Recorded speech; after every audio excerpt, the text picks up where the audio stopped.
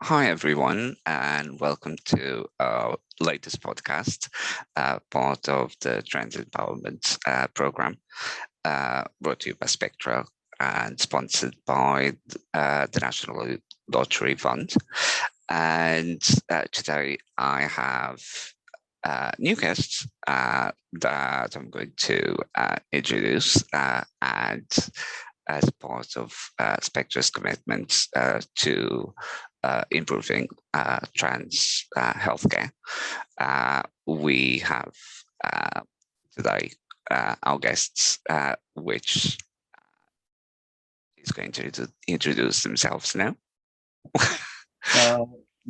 Hi, I'm Dr. Jack Doyle.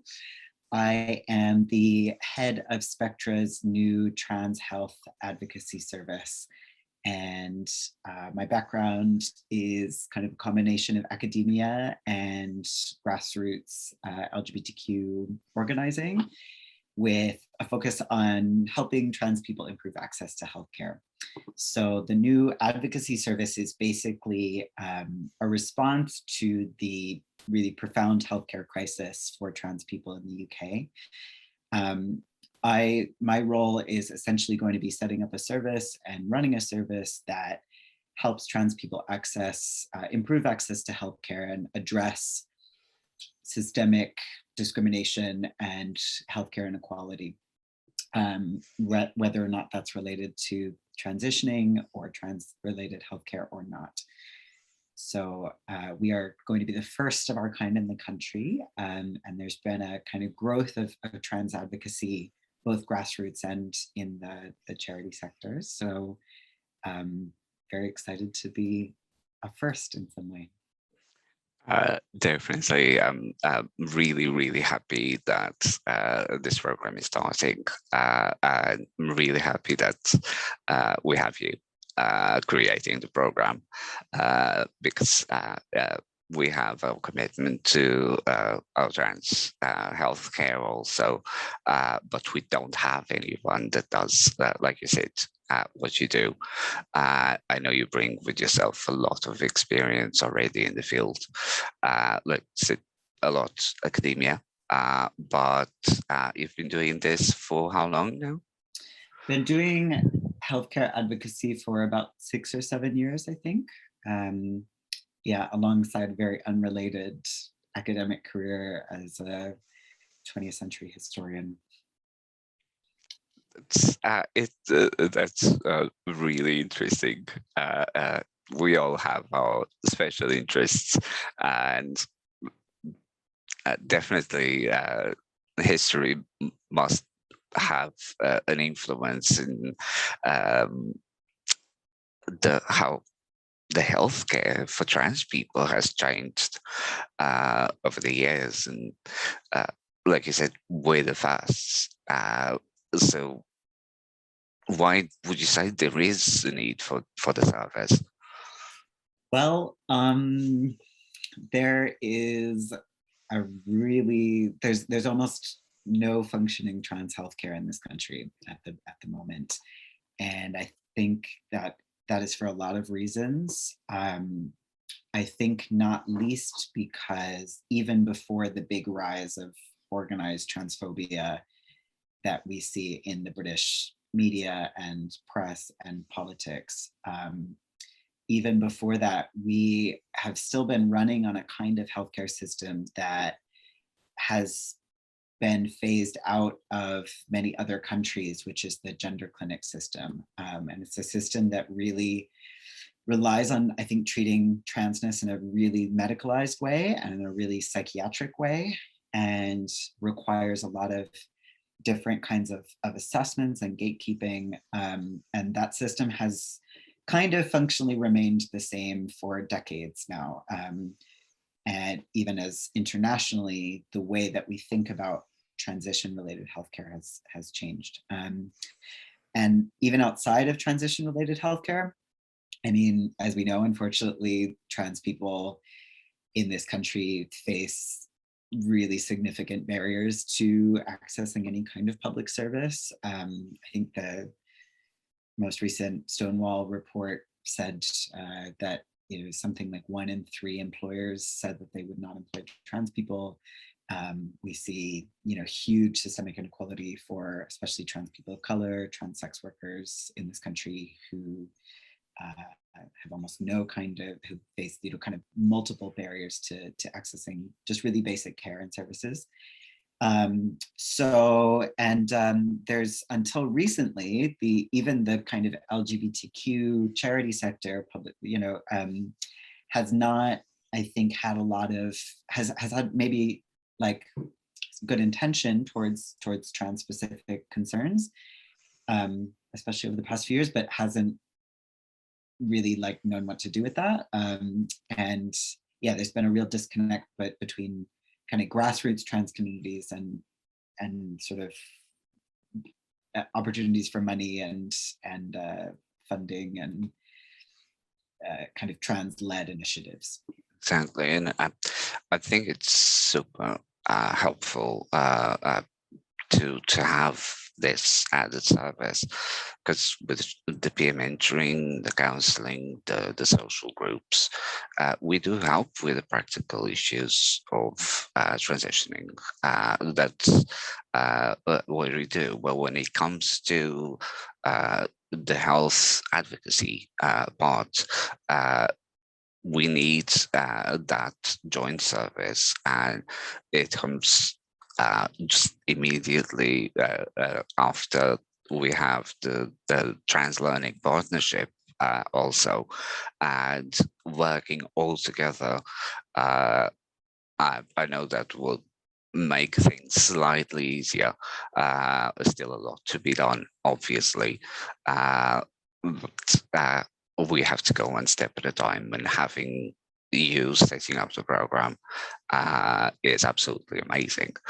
So in terms of the program, what is the main focus of the program? How is it going to function? Yeah, so advocacy it's a bit of a funny one. I think a lot of people think that just sort of means activism or standing up for trans people, and it can be those things, but in the sort of professional context that I do it in, advocacy is essentially getting another person's help to have your voice be heard where it's not. So what my service is going to be doing, the Trans Health Advocacy Service, is we are going to help trans people improve access to healthcare and overcome barriers to accessing healthcare. And that can be any kind of healthcare. It doesn't have to be trans specific. It can be mental or physical healthcare. But essentially, practically speaking, it's doing things like helping people understand what their options are, know what their rights are in a healthcare setting, helping people get around common barriers to accessing care as a trans person, like, for example, changing their name at the GP surgery if the GP doesn't know how to do that. But also, basically helping people understand their rights, to get around common barriers, and to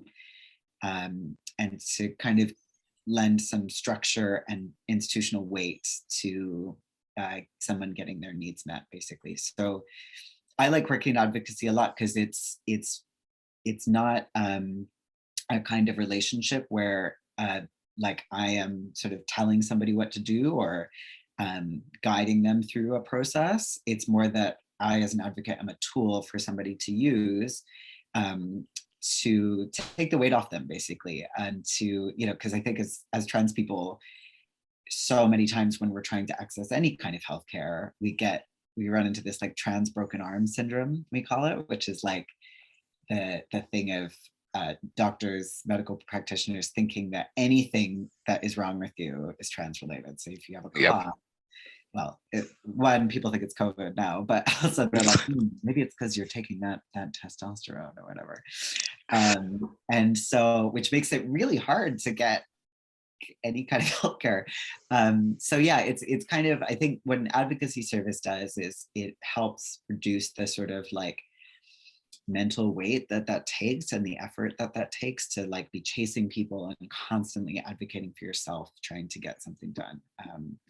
So it's, yeah, I think it's a good service. I think it's something we do naturally in LGBTQ communities all the time. And so, yeah, it feels kind of natural to go along with the other stuff Spectra has, like social support, counseling, and mentorship. Definitely, because we know that self-advocacy is something we had to do ourselves, and it has barriers. It's if having someone with us, even if the person's not even speaking, just having that support is absolutely amazing. I can talk from personal experience, but having someone that can help you, represent you, make your voice heard, is definitely something of extreme importance, because at times we just get that when we get faced with that broken arm syndrome, we get so tired that we give up for a little bit. It's exhausting having to do it all by ourselves. Talking about self-advocacy, at the moment, what is the program doing? Because I know you're doing workshops already. What are we doing already? Just a little bit busy. So at the moment, I'm doing a lot of the nuts and bolts of setting up the service. But right now, what we've been doing is I'm trying to organize some things for people to get skilled up on their own self-advocacy skills. Because I think LGBTQ people in general, like many other marginalized communities, are really good at self-advocacy and don't even know it. You know, they're just like, oh no, this is how we do this. But what I've found is that like a lot of trans people struggle to access good resources and up-to-date information about how like medical transition works, in part because the healthcare crisis means it changes drastically and usually in bad ways all the time. Definitely. Yeah, and also like maybe just don't know their rights as a trans patient. So at the moment, I'm doing Thursday drop-ins where people can come and have sort of one-off conversations with me about a healthcare issue that they're facing, and they can bounce ideas off me, maybe get some advice or some more information about their situation. Or there's also, I'm running a couple of workshops. One is on medical transition 101, where I'm sort of introducing how the NHS and private healthcare pathways work for medical transition, including some ways to get around some of the vast wait lists. And I'm also doing one on self-advocacy 101, which is more of like a brainstorm where we all kind of talk about what are common issues that we run up against in the doctor's office, and what kinds of practices do we use to get around those things? How can we effectively speak for ourselves and other people? And I completely agree. We do sometimes not acknowledge 100% our capacity. Right? Like But it's this thing where, you know, people often like come to me where they're like, I have no idea what to do. I am just totally at a loss. And then they're like, I've done this, and this. And like they have like a huge stack of paper. They, you know, forward me all these emails where they've done this work that they should not have to do for themselves to access healthcare. But I'm like, no, actually, like LGBTQ people are really good at this. Like, and it's a time-honored tradition, you know. exactly, and having those the skill that you're bringing, the knowledge you're bringing, how to work around all of the issues we face, it's going to avoid so much of that exhausting hard work we sometimes have to do for ourselves. And I know it's at this time is just one-day drop-ins that you have, which will give the information on how to access your services, and the workshops will add it at the end with your email address and how to contact you. But how's the program going to develop further? Do you have more concrete ideas already in planning? Yeah, so what we're going to be doing is expanding some of these opportunities to get skilled up on your rights and the healthcare system. But when this service is open, it is going to be open for kind of a casework, one-on-one based advocacy relationship. So what that is going to look like is people will be able to sit down with me one-on-one, and we'll be able to work on an issue kind of as that person wants. And that can look really different for different people. Sometimes people want to just sit down and have a conversation, be heard, have somebody who understands the issues to talk through stuff with.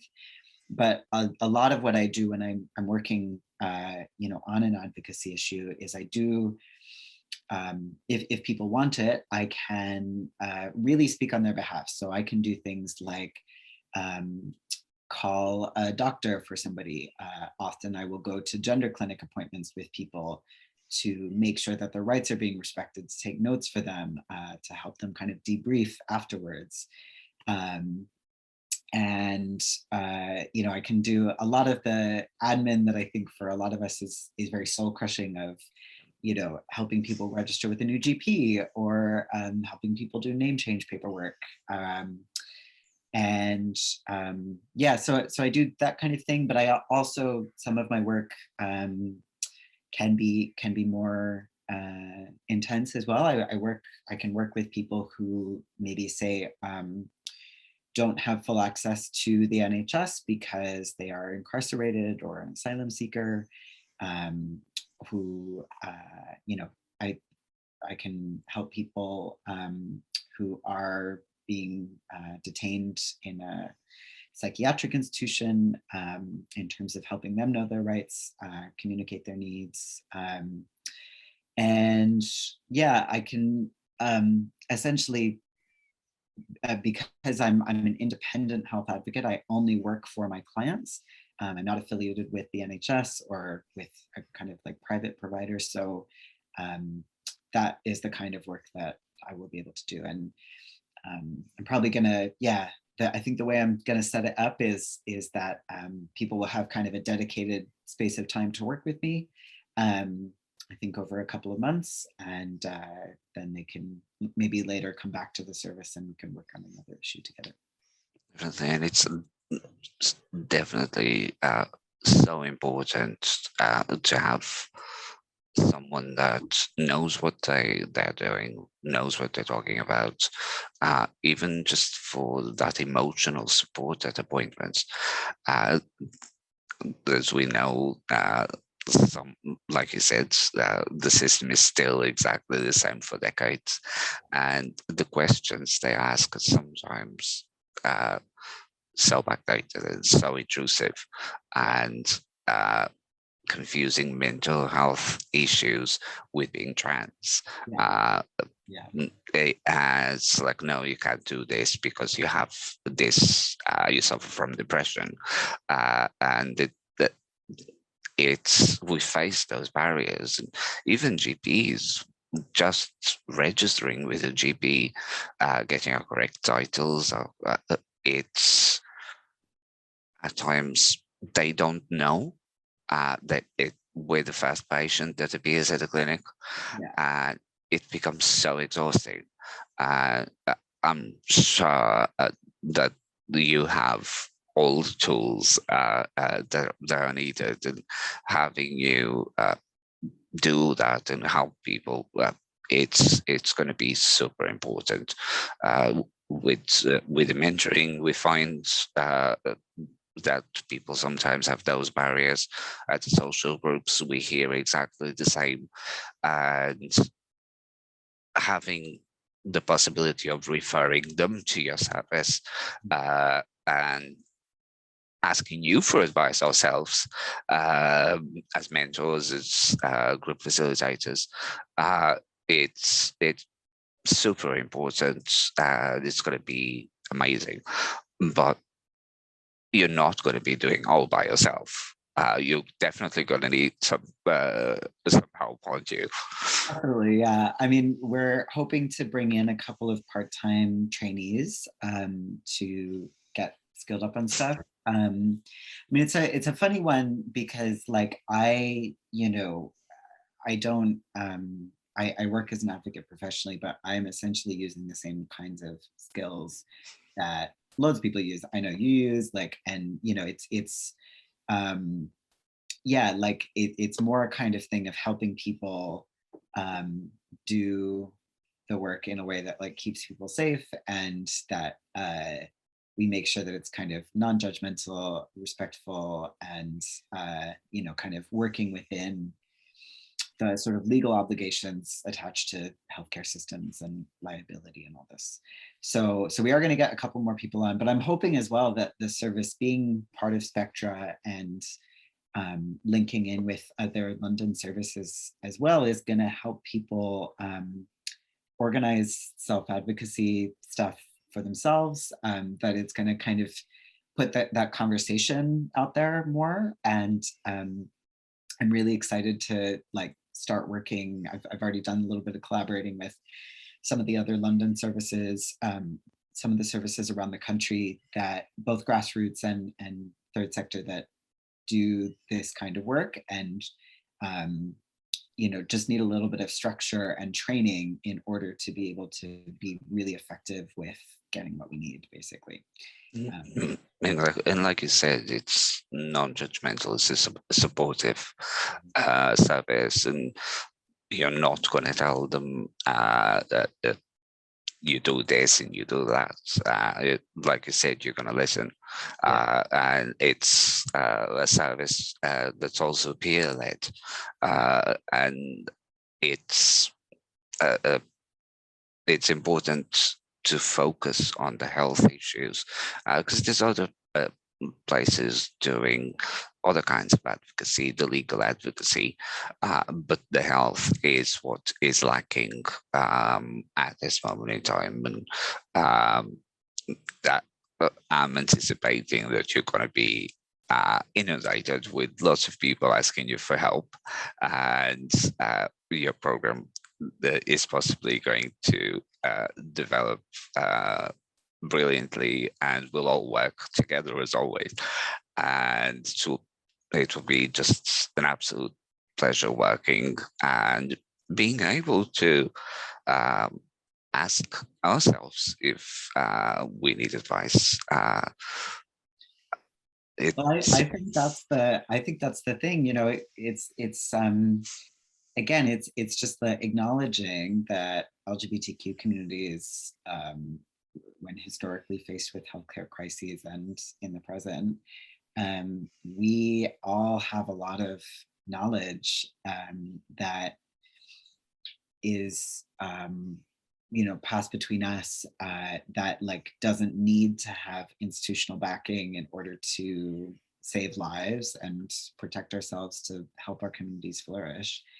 I've done advocacy mostly grassroots for most of my career, and recently been able to dedicate more time to it because I get paid for it, and I have some kind of professional like clout and structure, and with Spectra. But I mean, for me, like if I look at the people who are doing the hardest work fighting against and planning against the healthcare crisis, it's not LGBTQ like NGOs and charities. It's people in the grassroots, people doing mutual aid for each other, people giving each other advice, people keeping each other alive. That those are the people who are doing the work, and I just feel lucky to be able to kind of do it full time now.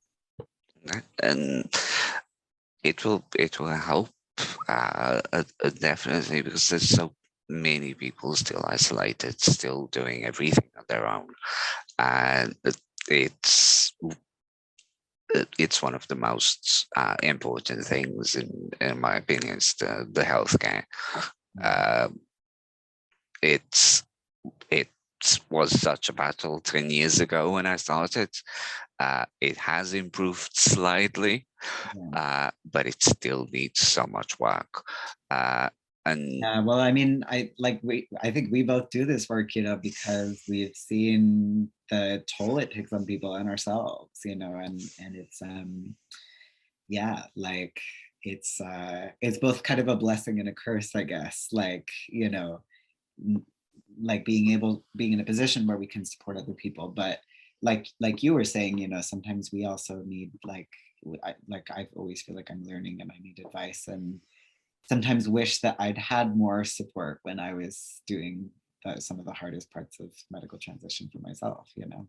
Yeah. and actually, I think that's what where Spectra comes in. That makes it so important.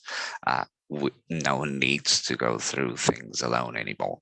Mhm. We now have an even more plethora of services where we can help, and we can help with counseling, we can help with mentoring issues. Now we can have the health advocacy, and no one really needs to be alone, because we've been through it. So we're first of all experts by experience only, Mhm. and then of course you bring your expertise, like saying the professional background also at the same time. I think we're really lucky to have you on board, and it's an amazing thing. We don't have a page yet, on our website. I know you're working on it.